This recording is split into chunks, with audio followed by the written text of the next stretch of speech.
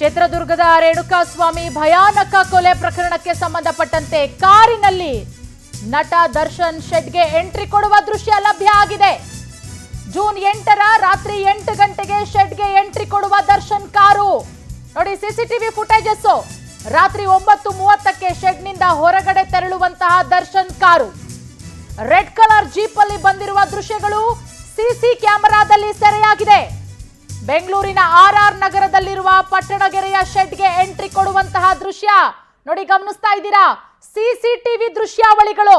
ಇದೇ ಜೀಪು ದರ್ಶನ್ ಯಾವಾಗ್ಲೂ ಸದಾ ಓಡಾಡುವಂತಹ ಜೀಪು ಆ ಪಟ್ಟಣಗೆರೆಯಲ್ಲಿರುವಂತಹ ಶೆಡ್ಗೆ ಎಂಟ್ರಿ ಕೊಡ್ತಾ ಇದೆ ನೋಡಿ, ಗಮನಿಸ್ತಾ ಇದ್ದೀರಾ.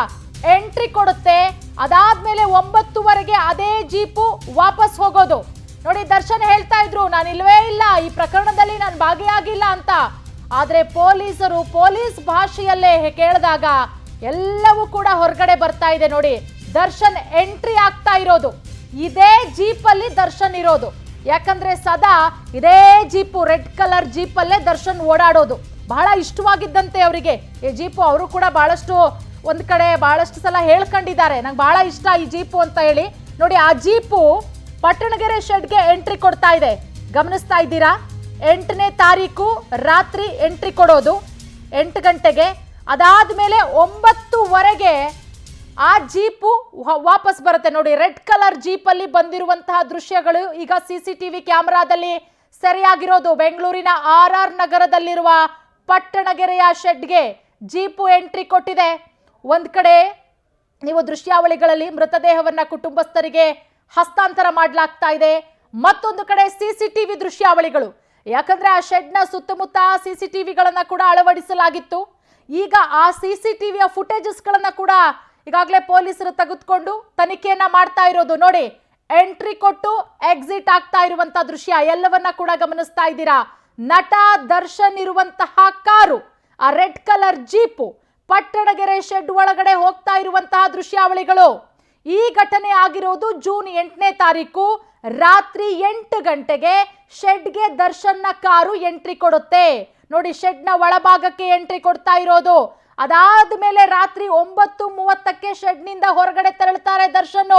ಅಂದ್ರೆ 8ರಿಂದ 9ವರೆ 1.5 ಗಂಟೆಯ ಒಳಗಡೆ ಈ ರೀತಿಯ ಕೆಲಸ ಆಗಿದೆ.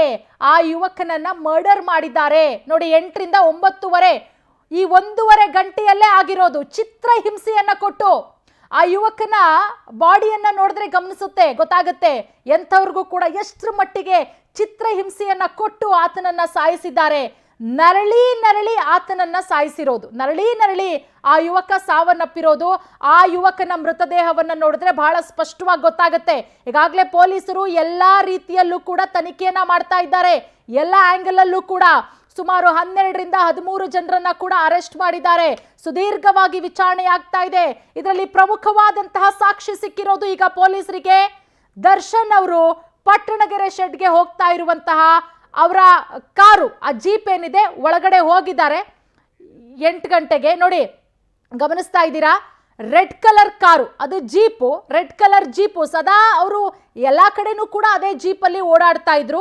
ಅದೇ ಜೀಪಲ್ಲಿ ಎಂಟ್ರಿ ಆಗಿರೋದು. ಜೂನ್ 8ನೇ ತಾರೀಕು ಶೆಡ್ಗೆ ದರ್ಶನ್ ಕಾರು ಎಂಟ್ರಿ ಆಗಿರೋದು ರಾತ್ರಿ 8 ಗಂಟೆಗೆ. ಅದಾದ್ಮೇಲೆ ರಾತ್ರಿ 9:30ಕ್ಕೆ ಶೆಡ್ನಿಂದ ಹೊರಗೆ ತೆರಳುತ್ತಾ ಇದ್ದಾರೆ. ಆ ಒಂದು ಸಿಸಿಟಿವಿ ದೃಶ್ಯಾವಳಿಗಳನ್ನ ಕೂಡ ಗಮನಿಸ್ತಾ ಇದ್ದೀರಾ. ಪ್ರಮುಖವಾದಂತಹ ಸಾಕ್ಷಿ ಬಂದು ಇಲ್ಲಿ ಸಿಸಿಟಿವಿ ಫುಟೇಜಸ್ ಅನ್ನ ಗಮನಿಸಿದ್ರೆ, ಯಾಕಂದ್ರೆ ದರ್ಶನ್ ಅವರು ಇಲ್ವೇ ಇಲ್ಲ, ನಾನು ಹೆದರ್ಸಕ್ಕೆ ಹೇಳಿದ್ದೆ, ಏನೇನೋ ಹೇಳಿಕೆಗಳನ್ನ ಕೊಡಬಹುದು, ಈ ಪ್ರಕರಣದಿಂದ ನುಳುಚ್ಕೊಳ್ಳೋದಕ್ಕೆ ದರ್ಶನ್ ಅವರು ಪ್ರಯತ್ನ ಮಾಡಬಹುದು. ಆದ್ರೆ ಪ್ರಮುಖವಾದಂತಹ ಸಾಕ್ಷಿ ಸಿಗ್ತಾ ಇದೆ ಈಗ ಸಿಸಿಟಿವಿ ದೃಶ್ಯಾವಳಿಗಳು.